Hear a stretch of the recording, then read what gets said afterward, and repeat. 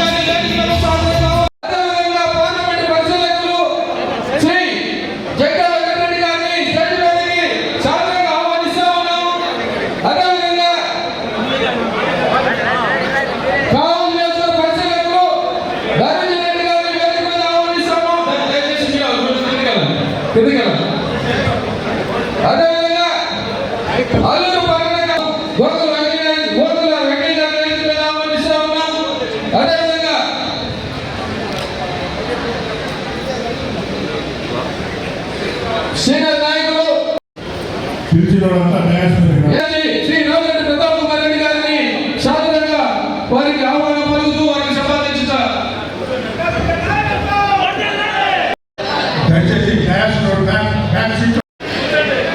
జగన్ నాయకులు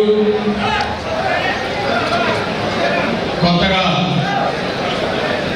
కమిటీలో అనుబంధ సంస్థల అధ్యక్షులు, సర్పంచులు, ఎక్స్ సర్పంచులు, ఎంపీటీసీలు, ఎక్స్ ఎంపీటీసీలు, మండలంలో ఉన్న ముఖ్య నాయకులు అందరూ కూడా వేదిక మీదకి ఆహ్వానిస్తున్నాం.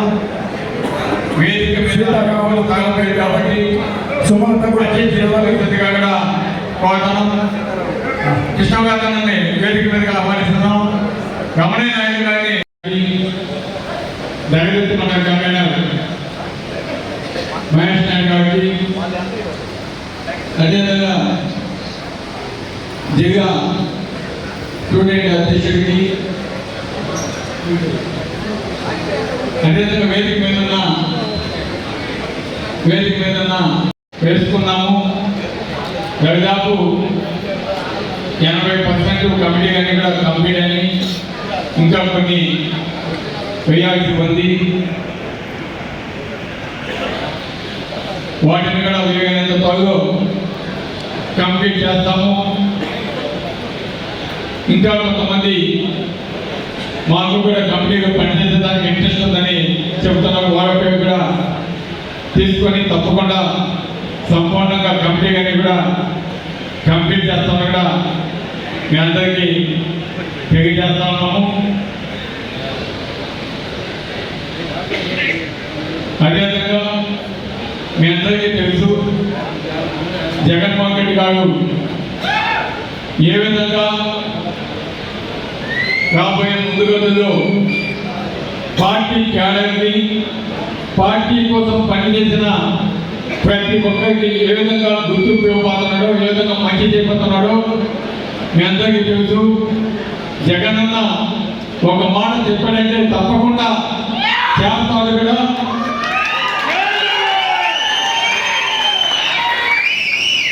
గతంలో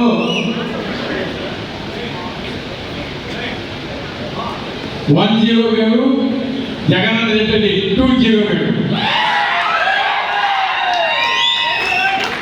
2-0లో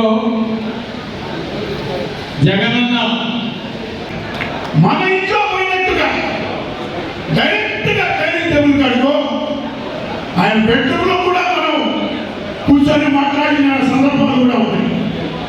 అటువంటి మంచి మనసు కలిగినటువంటి మహారాజయ్య రామిరెడ్డి ప్రతాప్ కుమార్ రెడ్డి.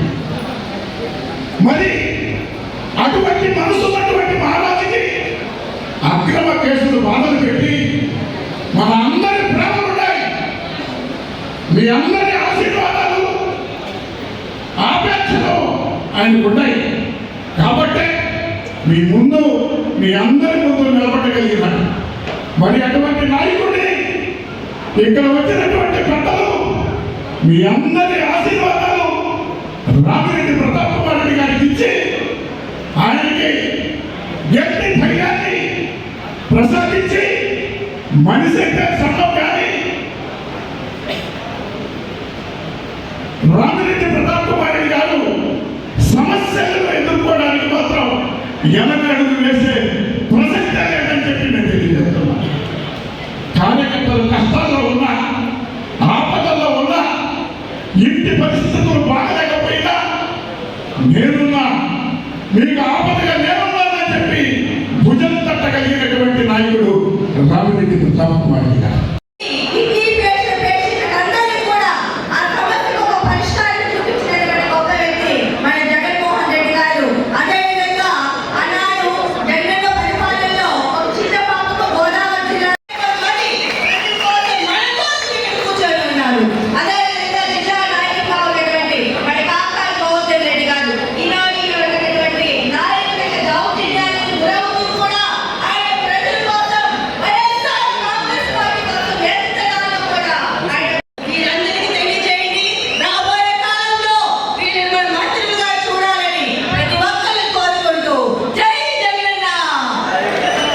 Thank you.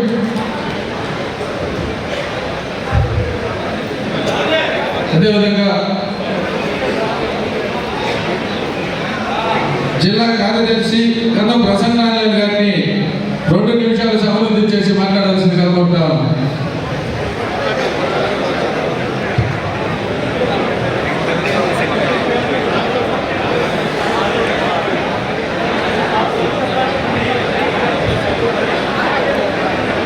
ముందుగా ఇక్కడికి విచ్చేసిన మన వైఎస్ఆర్ కుటుంబం ముఖ్య ఉద్దేశం కార్యకర్తలకి మనం భరోసా కల్పించాలా. ప్రతి ఒక్క కార్యకర్త బాగుంటేనే మరలా మంచి పరిపాలన వస్తుంది. కార్యకర్తలందరూ కూడా ఈరోజు ఈ కార్యకర్తలు చూసిన తర్వాత, ఎక్కువ మంది జనాభా చూసిన తర్వాత మనం గెలిచి ఓడిపోయామని తెలుస్తా ఉంది. అవునా కదా? గెలిచి ఓడాము. మరలా కూడా మనం 100% ఈసారి గెలుస్తాం. వైఎస్ జగన్మోహన్ రెడ్డి గారు వద్ద ముఖ్యమంత్రి అవుతారు. ఈసారి ఖచ్చితంగా కార్యకర్తలు చాలా మంది గొడవలతో వేసి ప్రతాప్ రెడ్డి గారు చెప్తా ఉన్నారు, అక్రమ కేసులు పెడతా ఉన్నారు. మీరు చాలా సంయమనంతో ఉండండి. సంయమనంతో ఉన్నాం. ప్రతాప్ రెడ్డి గారు వేరే విధంగా ఈ గొడవలు అటాక్ చేయాలనుకుంటే చేతగాకో లేకపోతే చేయడాకో కాదు. ఖచ్చితంగా కార్యకర్తలు ఇబ్బంది పడతారు.